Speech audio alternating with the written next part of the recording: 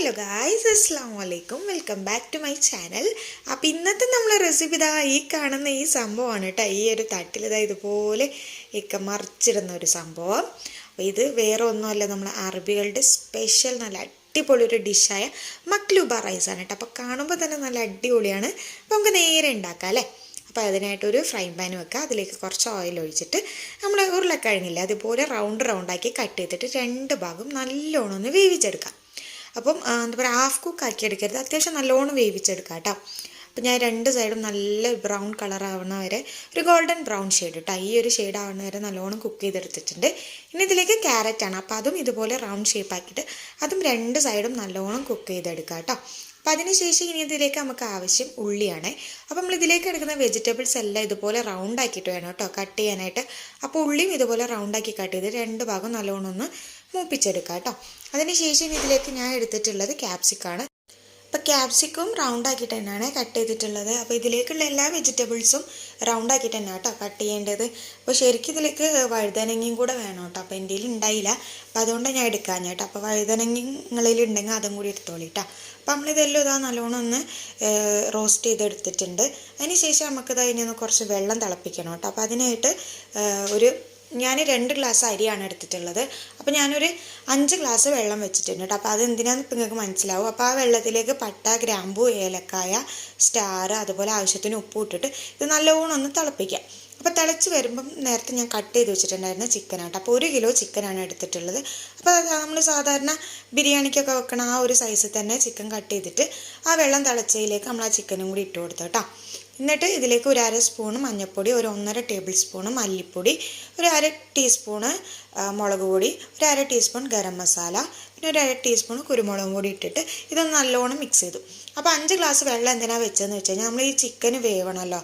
അപ്പോൾ കറക്റ്റ് നമ്മൾ എടുക്കണ അരിക്ക് അനുസരിച്ച് വെള്ളം വെച്ച് കഴിഞ്ഞാൽ പിന്നെ അരി വേവാൻ വെള്ളം കുറവായിരിക്കും. അപ്പോൾ അത് കാരണമാണ് 1 ഗ്ലാസ് വെള്ളം കൂടുതലെടുത്ത കേട്ടോ. പിന്നെ ഞാൻ ഇതിലേക്ക് ചേർത്ത് കൊടുത്തിട്ടുള്ളത് പട്ടൻ്റെ പൊടിയാണ് കേട്ടോ. അപ്പോൾ ഒരു 1/2 സ്പൂണ് പട്ടൻ്റെ പൊടിയും കൂടി ഇട്ടിട്ട് ഇതുപോലെ നല്ലോണം മിക്സ് ചെയ്തെടുക്കുക. അപ്പോൾ കുറച്ച് നേരം കഴിഞ്ഞപ്പോൾ നമ്മളതാ ചിക്കനൊക്കെ നല്ലോണം കുക്കായിട്ടുണ്ട് കേട്ടോ. അപ്പോൾ അതിൽ നിന്ന് ചിക്കൻ മാത്രം മാറ്റിയിട്ട് നമുക്ക് വേറൊരു പാത്രത്തിലേക്ക് മാറ്റി വെക്കാം. അപ്പോൾ ഇപ്പം ഇങ്ങനെ പുഴുങ്ങിയ പോലത്തെ ചിക്കൻ കഴിക്കാൻ ഇഷ്ടമില്ലാത്തവരാണെങ്കിൽ അതൊന്ന് ജസ്റ്റ് ഒന്ന് പൊരിച്ചെടുക്കാം കേട്ടോ. അപ്പോൾ അങ്ങനെ വേണമെങ്കിലും ഇത് ഉണ്ടാക്കാം. അപ്പോൾ ഇതിന് മുമ്പേ ഞാൻ അരി കഴുകി വെച്ചിട്ടുണ്ടായിരുന്നു കേട്ടോ. അപ്പോൾ ഞാൻ 2 ഗ്ലാസ് അരിയാണ് എടുത്തത്. അതിലേക്ക് 5 ഗ്ലാസ് വെള്ളം തിളപ്പിച്ചിട്ടുണ്ടായിരുന്നു. അപ്പോൾ ചിക്കനൊക്കെ വെന്ത് വന്നപ്പം ഓട്ടോമാറ്റിക്കായിട്ട് 4 ഗ്ലാസ് വെള്ളമായിട്ടുണ്ടാവും കേട്ടോ. ഇനി ഇതിന്ന് ഞാനൊരു 1/2 കപ്പ് വെള്ളം മാറ്റി വെച്ചിട്ടുണ്ട് കേട്ടോ. ഇനി അതിലേക്ക് ഈ വെള്ളത്തിലേക്ക് നമ്മൾ കഴുകി വെച്ചിട്ടുള്ള അരിയും കൂടെ ചേർത്തിട്ട് ഇത് നല്ലോണം ഒന്ന് മിക്സ് ചെയ്ത് കൊടുക്കുക. അപ്പോൾ നമ്മൾ ചിക്കനും ഇവിടെ കുക്കായിട്ടുണ്ട്.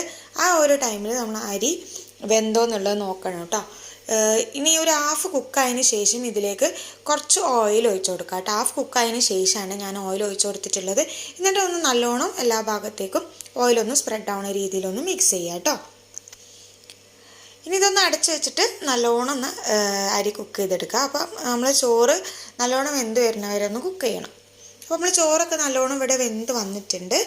ഇനിയാണ് നമുക്ക് ബാക്കിയുള്ള കാര്യങ്ങൾ ചെയ്യാം കേട്ടോ. പിന്നെ ഇത് ഞാൻ മാറ്റിയിട്ട് വേറൊരു പാത്രത്തിലേക്ക് വെച്ചിട്ടുണ്ട്.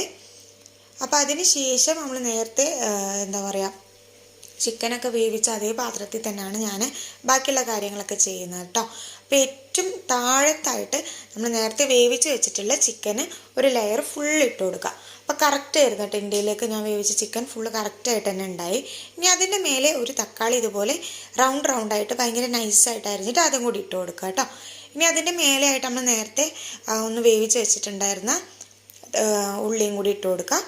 അതിന് ശേഷം ഞാൻ ഇട്ട് കൊടുക്കുന്നത് ക്യാരറ്റാണ് കേട്ടോ. അപ്പോൾ ക്യാരറ്റും കൂടെ ഇങ്ങനെ അതിൻ്റെ മേലെ വെച്ച് കൊടുക്കുക. അപ്പോൾ നമ്മൾ നേരത്തെ റോസ്റ്റ് ചെയ്ത് വെച്ചിട്ടുള്ള എല്ലാ വെജിറ്റബിൾസും ഇതുപോലെ ലെയറായിട്ട് വെച്ച് കൊടുക്കുക കേട്ടോ. അപ്പോൾ ഏറ്റവും താഴെ വെക്കേണ്ടത് ചിക്കനാണ്. പിന്നെ അതിൻ്റെ മേലെ തക്കാളി വെച്ചു, പിന്നെ ഉള്ളി വെച്ച്, പിന്നെ ക്യാരറ്റ് വെച്ചു, ഇനി ക്യാപ്സിക്കം കൂടെ നമ്മൾ വെച്ച് കൊടുത്തിട്ടുണ്ട്. അതിൻ്റെ ഏറ്റവും ടോപ്പിലായിട്ട് വെച്ച് കൊടുക്കേണ്ടതാണ് ഉരുളക്കിഴങ്ങ് കേട്ടോ. അപ്പോൾ ഉരുളക്കിഴങ്ങ് കൂടെ അതായത് ഫുള്ള് വെച്ച് കൊടുത്തിട്ടുണ്ട്. ഇനി ഇതൊക്കെ വെച്ച് ഫില്ലായതിന് ശേഷമാണ് നമ്മളിതിലേക്ക് നേരത്തെ വേവിച്ച് വെച്ചിട്ടുള്ള അരി ചേർത്ത് കൊടുക്കേണ്ടത്.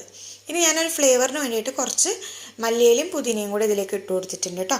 ഇനി നമ്മൾ നേരത്തെ കുക്കാക്കി വെച്ചിട്ടുള്ള അരിയല്ല ചോറ് ഇതുപോലെ ഇട്ട് കൊടുത്തിട്ട് നല്ലോണം ഇങ്ങനെ പ്രസ് ചെയ്യണം കേട്ടോ. നല്ലോണം അമർത്തി നല്ല ടൈറ്റ് ആക്കണം. എന്നാലാണ് നമ്മളിത് മറിച്ചിടുമ്പം ഇങ്ങനെ പൊട്ടിപ്പോകാണ്ട് നല്ല കറക്റ്റായിട്ട് ആ ഒരു ഷേപ്പിൽ തന്നെ കിട്ടുള്ളൂ. അപ്പോൾ നല്ലോണം പ്രസ് ചെയ്തിട്ട് വേണം ചോറ് ഇതിൽ ഫില്ല് ചെയ്യാനായിട്ട്. ഇനി അതിൻ്റെ മേലെ ഒരു 4-5 പച്ചമുളകും കൂടി കുത്തി കൊടുത്തിട്ട് നമ്മൾ നേരത്തെ ചിക്കൻ വേവിച്ചിട്ടുള്ള ആ ഒരു വെള്ളം ഉണ്ടല്ലോ, അത് ഞാൻ ഒരു 1/2 കപ്പ് എടുത്ത് വെച്ചിട്ടുണ്ടെങ്കിലും അതൊന്ന് ഇതിൻ്റെ മേലെ കുറച്ച് ഒഴിച്ചു കൊടുക്കാം. ഇനി മൂടി വെച്ചിട്ട് ലോ ഫ്ലെയിമിൽ ഒരു 15 മുതൽ 20 മിനിറ്റ് വരെ നന്നായിട്ട് കുക്ക് ചെയ്തെടുക്കണം. അങ്ങനെ ഞാൻ ഇതൊരു 20 മിനിറ്റ് നല്ലോണം കുക്ക് ചെയ്തെടുത്തു കേട്ടോ. അപ്പം ഇനിയാണ് ഇത് നമ്മൾ മറിച്ചിടാൻ പോകണം. അപ്പോൾ ഇക്കാണ് കേട്ടോ മറിച്ചിടുന്നത്. അപ്പോൾ എനിക്ക് പറ്റുന്നില്ല, അപ്പോൾ ഇക്കാനോട് ഞാൻ ചെയ്യിപ്പിച്ചാണ്. അപ്പോൾ ഇതാ ഇതുപോലെ മറിച്ചിട്ട് 2 തട്ടൊക്കെ തട്ടിയിട്ട് മെല്ലെ ആ പാത്രം ഒന്നിങ്ങനെ പൊന്തിച്ച് കഴിഞ്ഞാൽ കണ്ടത് നല്ല അടിപൊളി നമ്മളെ മക്ലൂബ റൈസ് റെഡി ആയിട്ടുണ്ട്. അപ്പോൾ ഇതുപോലെ കിട്ടണമെങ്കിലാണ് ഞാൻ പറഞ്ഞത്, ഇങ്ങനെ ചോറ് നല്ല ടൈറ്റാക്കി തന്നെ ഇട്ട് കൊടുക്കണം, എന്നാലാണ് ഇതുപോലെ കിട്ടുക കേട്ടോ. അപ്പം നല്ലൊരു ഫ്ലേവർ ആട്ടെ, ഇതിങ്ങനെ തുറക്കുമ്പോൾ തന്നെ നല്ലൊരു മണമൊക്കെ വരുന്നുണ്ട്. സംഭവം എന്തായാലും കാണാൻ നല്ല അടിപൊളിയാണ്. അപ്പോൾ കഴിച്ചു നോക്കിയപ്പോഴും നല്ല സൂപ്പർ ടേസ്റ്റാണ് കേട്ടോ, ഒരു രക്ഷയില്ല, നല്ല അടിപൊളി ടേസ്റ്റാണ്. അപ്പോൾ ഇതെല്ലാവരും ഒന്ന് ട്രൈ ചെയ്ത് നോക്കണം കേട്ടോ. അപ്പോൾ ഇങ്ങനെ നമ്മൾ ഇട്ടതിന് ശേഷം ഒരു കയ്യിൽ വെച്ചിട്ട് ആ വെജിറ്റബിൾസും ചോറും ചിക്കനും എല്ലാം കൂടെ ഒന്ന് നല്ലോണം ഒന്ന് മിക്സ് ചെയ്തെടുക്കാം. അപ്പം നമ്മൾ ആ ചോറിലേക്കും ആ ചിക്കനും വെജിറ്റബിൾസും എല്ലാം നല്ലോണം മിക്സ് ആക്കി എടുക്കണം. ഇതുപോലെ ഫുള്ളൊന്ന് മിക്സ് ആക്കി എടുക്കുക.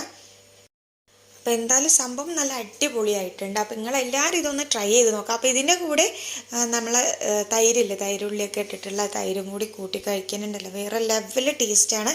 അപ്പോൾ ഇതെല്ലാവരും ഒന്ന് ട്രൈ ചെയ്ത് നോക്കുക. അതുപോലെ നമ്മൾ ചാനൽ ആദ്യമായിട്ട് കാണുന്നവരാണെങ്കിൽ ഒന്ന് സബ്സ്ക്രൈബ് ചെയ്തുകൂടി സപ്പോർട്ട് ചെയ്യാം കേട്ടോ. അപ്പോൾ ഇന്നത്തെ വീഡിയോ ഇത്രയേ ഉള്ളൂ. Thanks for watching my video. അസ്സലാമു അലൈക്കും.